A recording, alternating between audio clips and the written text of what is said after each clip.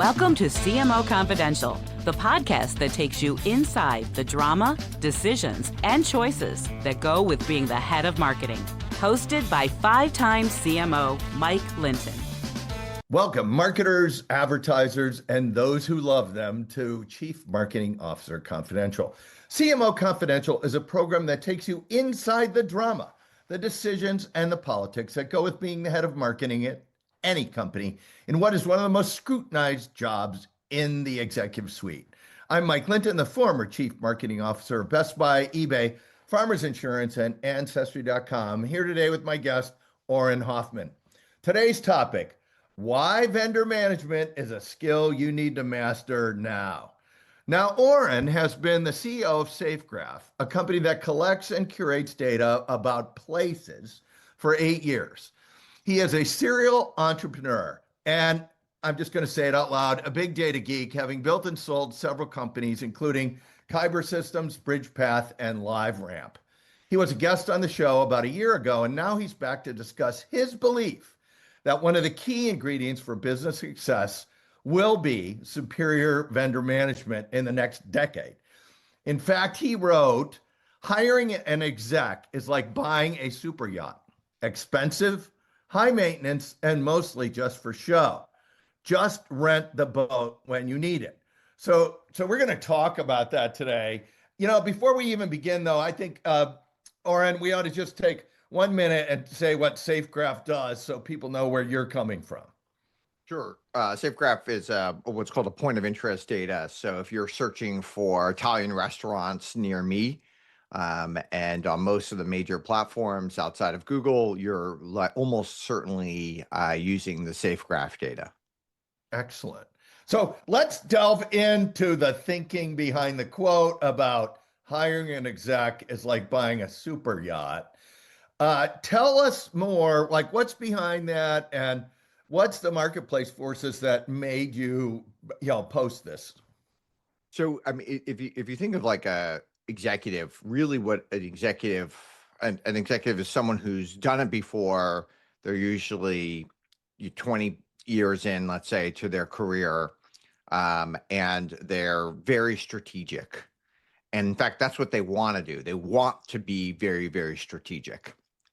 Most of the work that's done in a company, even a very, very large company, is very tactical. And so that is, you're not getting the highest value out of most executives if you're asking to do these very, very tactical things, some of which they were very good at 15, 20 years ago. Yeah. And some of which they even like to do 20 years ago, but now they don't necessarily want to do it. They might be a little bit out of date with the new tools. They don't want, and if you think of just like the hourly cost that you're paying them is quite high. And so what you really want for most of these executives is their strategic knowledge. Yeah. They have to be enough in the business. You can't just like talk to them an hour a month to get enough strategic knowledge. You have to be a little bit more in the business, but you don't need them 24/7. They could guide. In fact, they could be a great mentor to, so the person that might run marketing at your company doesn't necessarily need to be at the executive level. They could have a marketing mentor, maybe even someone like you as a marketing mentor that they could have. And that person could help guide them and help them understand things and help give them the core strategy that they will need. But then you really need an implementer who's running it. And you call them an executive, but they don't have to be somebody who has 20 plus years of experience. But what you're almost saying here is rent the strategy. Buy the execution, rent the strategy. That's right. And I think that's true for almost everything. So I think that's true for almost everything for most companies. And then if you try to think of like, okay, who's the executive that you could hire? Yeah. Well, for most companies, you can't hire the best CMO, the best CFO, you're hiring like the number like 200,000th best, right? In most cases. Like in Star Trek, make it so, number 2000. Yeah. Yeah. And so like why, but a lot of times you can rent the best, or you can rent the top, like it's a lot easier to rent someone who's really amazing. And so why not just get the very top talent that could really help you, really truly the person that's out there that can help you. And then of course they like it better. Like imagine an executive and you're working for 10 companies Yeah. and you're just doing the strategy. Like you're going to be happier as well. So it's the highest value need for both the company and for the executive. Hey, so Auren, when you say rent, there's a lot of ways to rent. You can put somebody on the board, you can have an advisor, you can hire a consultant, you can rent a fractional. When you say rent, do you mean all those things, or do you have a specific view of what I rent think it could be any of those things. Yeah. It is very hard to get the most out of someone who's part-time. And so most companies have just not yet built that muscle, whether they have an advisor, whether they have a fractional, they're just not very good. And so we all have to get better at managing these people who are not 100% in our company. They have other things that they're doing. There's so many people today who have portfolios of 20 things, even your board member, right? They've got so many other things that they're doing. And most people don't even manage their board member very well.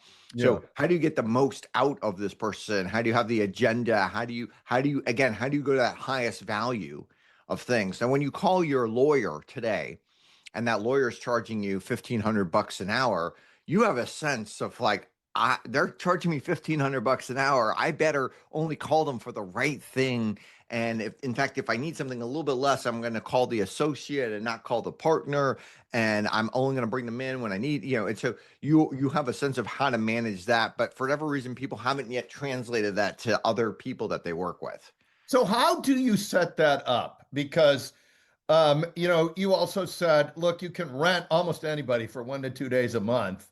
And I don't think you're talking about, look, okay, Procter & Gamble or Pepsi should maybe rent a CMO, but actually I do. CFO. Yeah, probably, yeah. Maybe not like, if you think of Procter & Gamble, they probably have 50 people who are called CMOs at that company. And most of those, are probably not adding the value that they need to. Yeah. So let's go back to so if I'm going to rent something for 1 to 2 days a month, how do I figure out the right fit for this? And then how do I figure out how I'm going to manage this person like I manage my lawyer? Because I think the lawyer example is an excellent one, which is, you will send out, you'll prepare everything, and then you'll say, maybe the paralegal could do some of this because that's like, $400 an hour. And how do you get ready to do this? I think it's going to be very hard. I think it's hard to retrain people, but most people don't even manage their own employees very well. Yeah.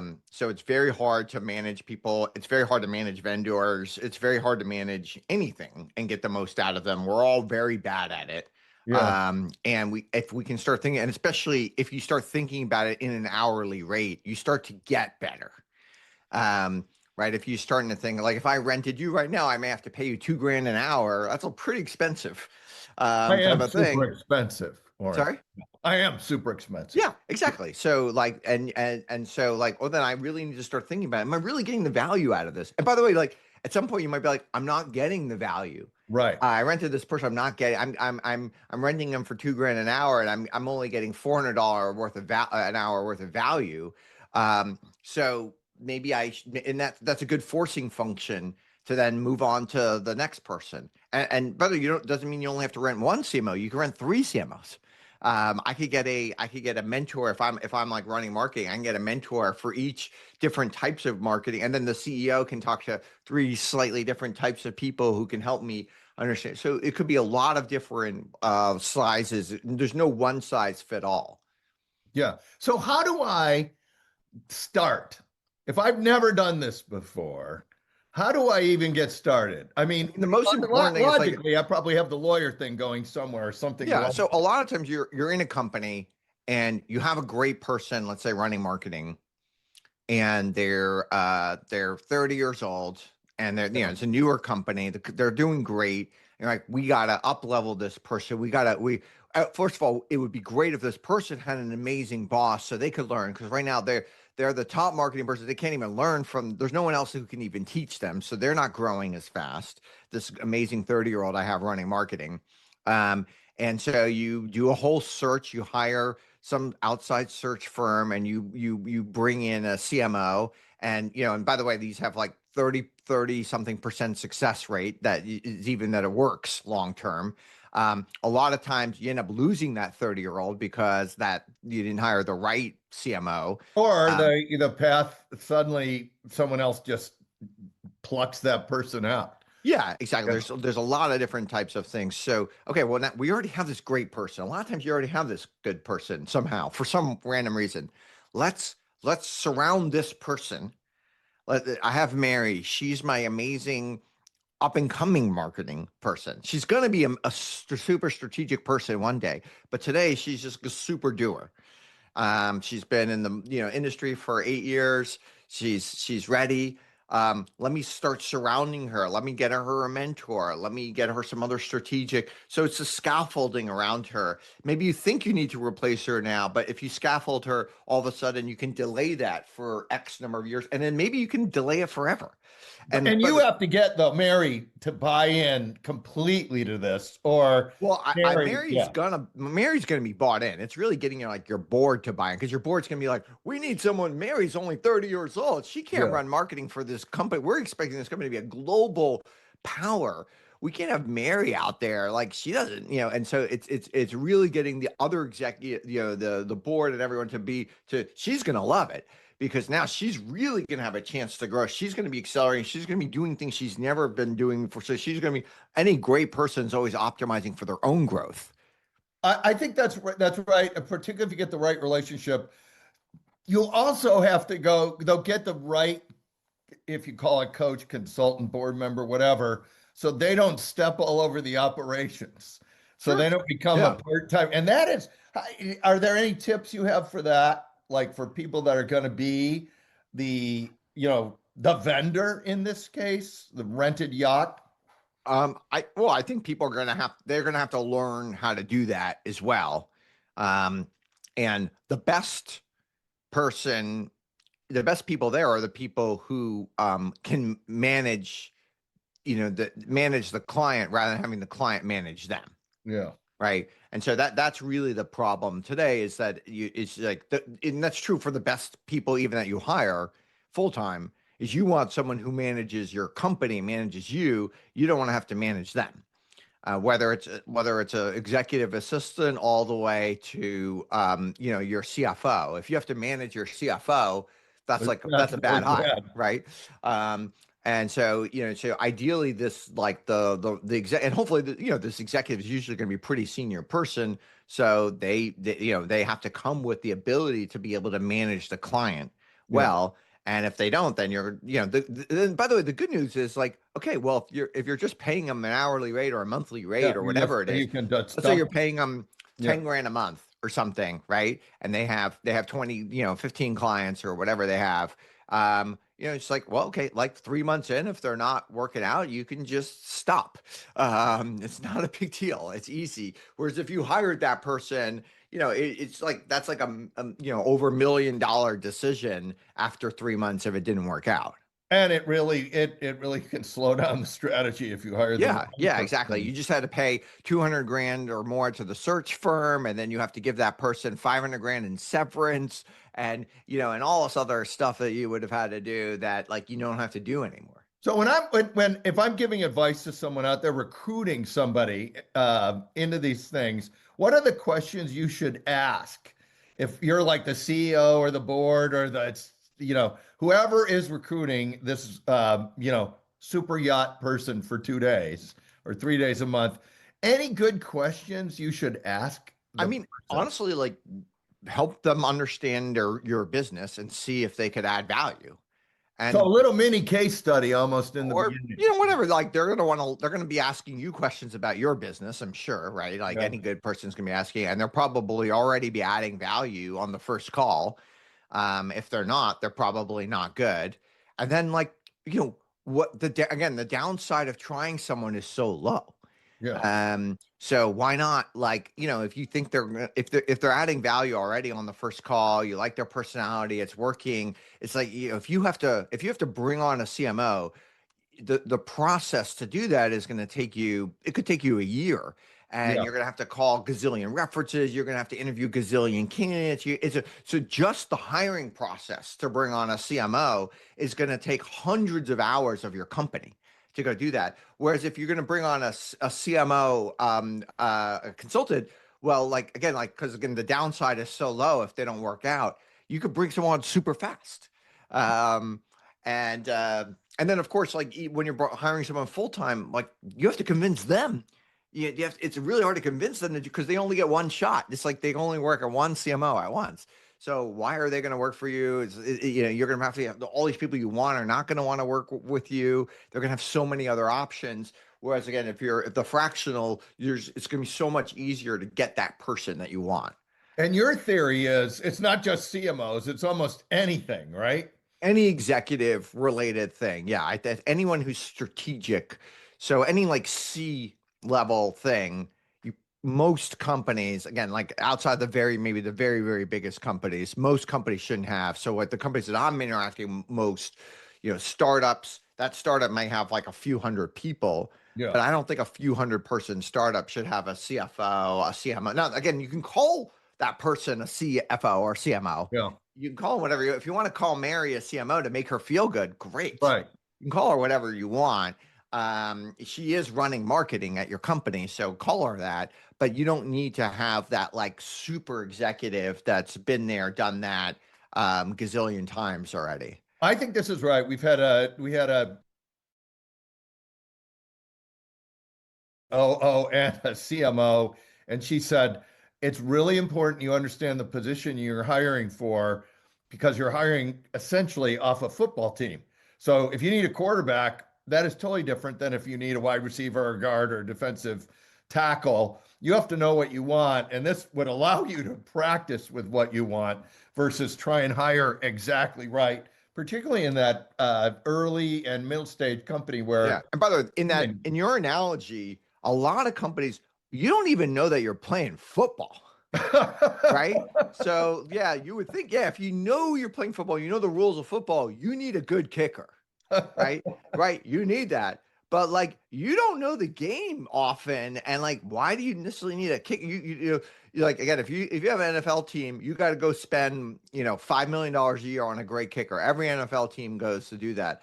If you got a good kicker and you're playing baseball and you spend $5 million a year on that person and guaranteed contract for 10 years, like this is a terrible decision, right? So you don't know, you just don't know. So having that, you want an all-around athlete that can do lots of things.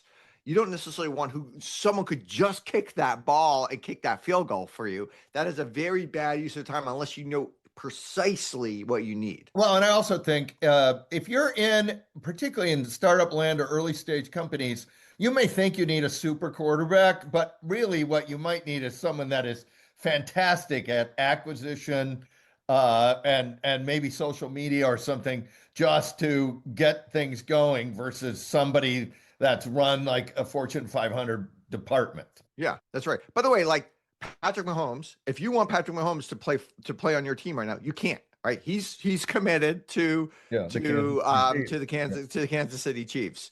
But right now, if you want Patrick Mahomes to just teach you a little bit how to do it, he is available. You can go to. I bet he has a camp.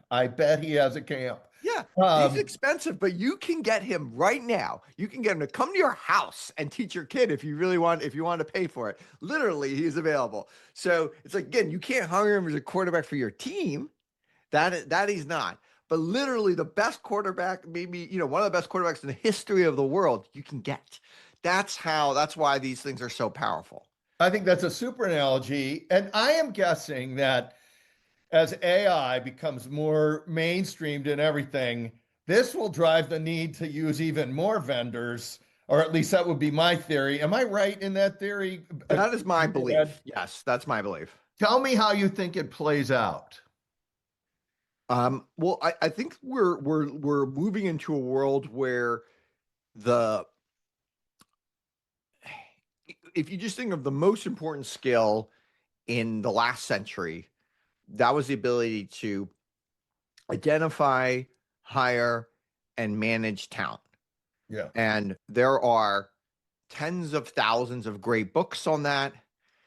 Every single MBA has at least 3 or 4 courses on how to do that well. We've all talked about it. Everyone has a sense of that. Everyone has been hired, and many of which has hired and managed people. So we all kind of have a sense of those types of things. That is still an important skill, but in this century, the most important skill is the ability to select and manage vendors. And that vendor could be contractors, that vendor could be software, it could be a lot of different types of things. Almost every company has way more vendors than they have people. Outside of like Walmart and Amazon, which they employ over 1 million people each, almost every company has way more vendors. Sometimes like we're talking about 1 or 2 orders of magnitude more vendors than they have people. So, and there is no book about it that I know of on how to do it. There's no MBA courses on it. It is extremely hard to do, but that is the most important skill that we all have to get better So at. your thing would be, if business schools are really keeping up with the marketplace, someone somewhere would create a class on this. At least I mean, for one, sure. maybe I mean, obviously, I think business school is complete waste of time. And I mean, it's very good if you want to find your spouse or something. So and it's just have fun. So, it certainly has some value there, but like it has bad ROI outside of like social reasons. But even putting that aside, like you would expect that you'll know that the schools are more relevant when they start moving in that direction. I love this comment because I think it's going to generate a lot of discussion from a lot of the business school people we've had on the show. I want to just stay on this provocative note and say, in our first show, you said that everyone in procurement should be fired because they weren't very good at vendor management. They were just good at cost management. Do you still feel the same way? Yeah, I mean, most companies don't even have anyone in procurement. I mean, you got to be 500 people plus usually before you have someone in procurement. If you had someone called procurement and you're 100 people, well, your company's going to go under anyway. Like you clearly don't know how to manage your company, right? So usually you're talking about like whenever you don't have a procurement person until you're at least 500, maybe 1,000 people. Yeah, you have to get pretty big, or procurement. You always have to be big, and already by that point you have like so many random bureaucratic people that do bureaucratic things that you probably have 30% of people you should probably get rid of that, have jobs like quote unquote procurement. But yeah, of course, like procurement is like, it's a negative, it's not just zero value, it's negative value at almost every company. And it's negative value because it's in the way of the actual project, or give me a. Yeah, it makes the whole idea of having a procurement person is to make things move slower. Right. That is literally the idea. It's like at some point you want to buy something and you're like, okay, I'm getting to the decision I want to buy. Now I have to bring in the procurement team and they have to go do their thing. Right. Yeah. So that is literally what you have procurement do is to slow things down. That makes no sense in most companies. Like, why would you want to slow things down? And then they save you like 3%. It's like, so you just slowed everything down for 3%. And then it's like, and it's a bad experience for the other people in your company. They hate it. It's a bad experience for the vendor. So they're probably going to give you like 20% less service because now they have to deal with this. And they just had like a bad experience. Imagine you're hiring somebody. And some companies do this. It's like right before you're going to hire them, you like put them through this whole terrible process. And then you try to, instead of like they wanted 100 grand a year and you like beat them down to like 98 grand a year. Right. Or something. And, by showing them all these things and, they're going to come in, they're like, I hate this company. Like you would just like, again, some companies do that to their employees. So those companies will likely go out of business. Like they're just not good. And, government does that sometimes to their employees, but they're like their only employer. And it's for certain types of things. If you want to work for like the FBI or the CIA, they're going to do that to you, but like you have no choice there. Yeah. But like for most things, like you just don't want to do that. You want people to have a great experience coming in. And that means you have to treat your vendors well. That doesn't mean you have to overpay them or anything. Just like you don't have to overpay your employees, but you've got to treat them well. You have to think of your vendor as like part of the team. And that could be even an API. You want to be able to use that in the right way. You want to treat it well. You want to treat the other people well. So they're helping you, they're supporting you, et cetera. The sound bites coming off the show are going to be fabulous. I'm just saying. And I want to stay on this because you also wrote a note that you are shorting Booz Allen, the consulting firm that gets most of its revenue from the government. Tell us why and what lessons can business leaders take from this whole thing we've just been talking about? So start with Booz and then go into like what's happening. So Booz Allen they make 98% of their revenue from the government, and they're often doing things that the government should do themselves. So this is it's not exactly where it's like you're having a vendor who's doing something you're hiring someone for 3 hours a week to do a specialty thing. In their case, most of the people you hire through them are full-time people doing something. It's like the Pentagon hires, they have many people at Booz Allen who join the Pentagon to help them buy ammunition.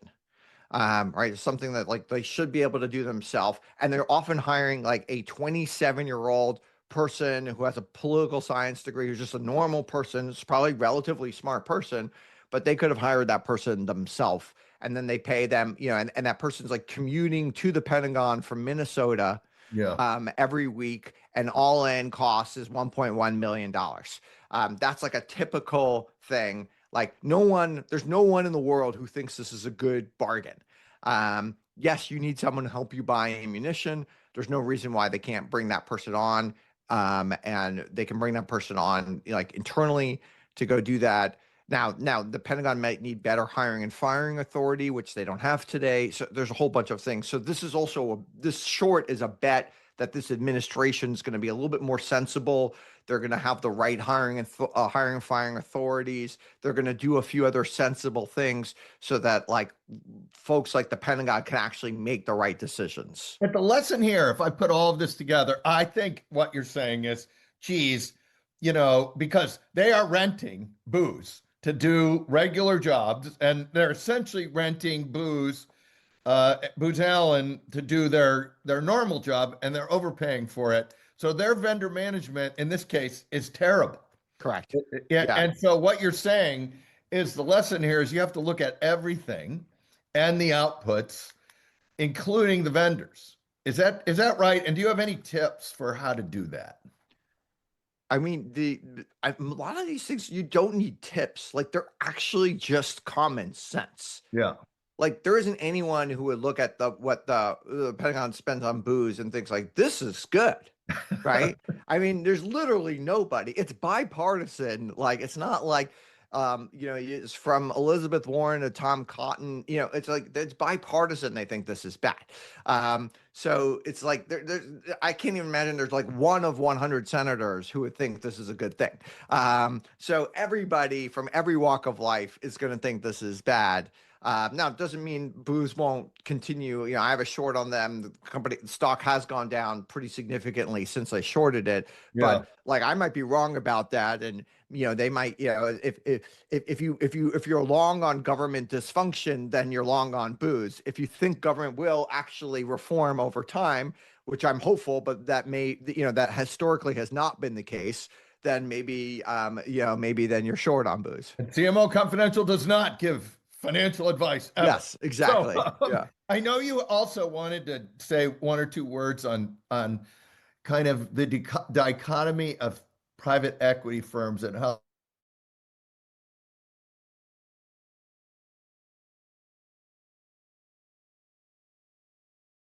private equity firms, and I wasn't really around in the 80s, but my guess in the 80s and 90s is that a company that was bought by a private equity firm was a way better run company than a company that wasn't. Yeah. So the average company that private equity firm, back then they called them LBO companies or whatever, they were leaner, they moved faster, they had less bureaucracy, they were more profitable. They had a better strategy. They employed smarter people. And because they would do a leverage buyout, the LBO thing, and that would put pressure on the company to cut all the bureaucracy you were just talking I about. mean, it isn't any different today. They still load them up on debt. It's still the same thing today, but for whatever reason, um, I don't. I think the alpha back in the day was the reason why these private equity firms existed was to take a company and make it much much better. Now Yeah. back then, the interest rates were pretty high. Yeah. So it was actually very expensive. They often had to do junk bonds. They were, often way, they're in the teens percent that they had it. So the debt was very, very, very expensive. So they really had to make the company much better. Now you start to go to the world in the 2000s where the debt gets cheaper and cheaper and cheaper. At some point, it gets close to zero. Yeah. And you don't have to, it becomes a lot more about financial engineering than really making that company better. So the average private equity person who's been in the business for the last 15 years, they could make tons of money without necessarily improving the company. And so, at least for me, when I've interacted with private equity backed companies, I don't think they're run any better than non-private equity backed companies today. I don't think they're less bureaucratic. I don't think the employees are better. I don't think they're leaner. I don't think they move faster. So, because I don't think the private equity people have had to make them better. In fact, the traditional exit for a private equity company today to get rid of your, when you actually make money, when you buy a company, is you sell it to another private equity company. Yeah. So imagine Blackstone buying it from KKR. It's Yeah. not like, it's not like they can even improve it that much. KKR is already amazing. Like, Yeah. what can Blackstone do? It's not like, oh yeah, those KKR guys are idiots. They didn't know how to run this company. This is Now I can make interesting. this company so much better. They're already buying probably a company that's like relatively. So it's a lot more about financial engineering now than it is about improving the company. Well, and we're going to see because, when you could borrow money at very low interest rates, you could dividend yourself like crazy. Yeah, And that's now what they did. at Yeah. higher, and you could just load on the debt. Now at higher rates, dividending yourself, it's going to be a little harder. Correct. So we'll see what happens, which brings us to our traditional last question. It's a two-parter. You have to take one or both, but you must take at least one. Okay. Funniest story you can tell on the air or practical advice for our listeners we haven't discussed yet. A practical advice. All right, very good. So that's the question. Sorry. Yeah, you can do funniest story and or practical advice we haven't talked about yet. Well, I mean, I think we talked about it a little bit, but my guess is almost anything to do with like an MBA is just extremely bad ROI. Today, if you got an MBA outside of the top 3 schools, you are going to lose money. Again, you might meet your spouse, so the ROI might be extremely high for your life. Yeah. Or you might have just like tons of fun or make lifelong friends. There's a lot of other good reasons to go there. But if you think you're going to like make your career better, I think in most cases it makes it worse. In some cases, it might make it marginally better, but not enough to justify like the cost. And you have 2 costs. One is you have the cost of like the tuition, housing, all that other stuff that, the tuition there. But the second is you have the lost revenue and the lost 2 years of your career where your career didn't progress. And so if you're making 120 grand before MBA, you might be making 160 grand if you just kept on that trajectory, right? Yeah. And then you leave the MBA and now you're making 140 or something. Like it often just doesn't play out. It's interesting. I think that's probably true, maybe in some college degrees as well. So I think it's true in most college degrees. Yes. There we go. All right, another little incendiary thing we'll cut up as a short. Thank you, Auren, and thanks to everyone for listening to CMO Confidential. Look for more of our shows on Spotify, Apple, and YouTube, which include From the Academics, the Insomnia Cookies Case, How Northwestern Uses the Ghost Model to Teach Marketing. The Gumball Machine is Broken, Rethinking B2B Marketing. The top 5 mistakes CEOs and boards make when hiring CMOs, and of course, Auren's first show, Unlocking the Potential of MarTech. Hey, all you marketers, stay safe out there. This is Mike Linton signing off for CMO Confidential.